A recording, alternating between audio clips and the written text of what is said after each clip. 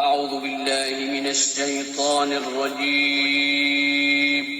पनाह मांगता हूँ मैं अल्लाह की शैतान मरदूद से। بسم الله الرحمن الرحيم शुरू अल्लाह का नाम लेकर जो बड़ा मेहरबान निहायत रहम वाला है। يا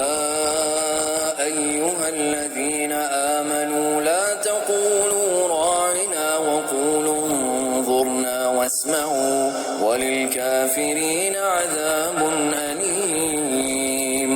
ما يود الذين كفروا من أهل الكتاب ولا المشركين أن ينزل عليكم من خير من ربكم والله يختص برحمته من يشاء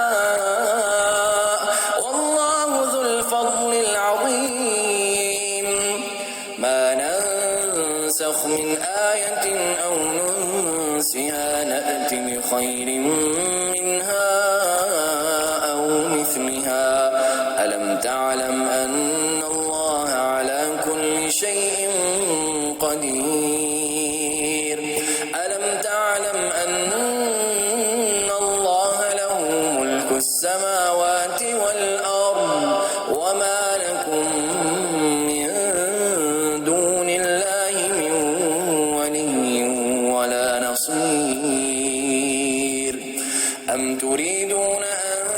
تسألوا رسولكم كما سئل موسى من قبل ومن يتبدل الكفر بالإيمان فقد ضل سواء السبيل ود كثير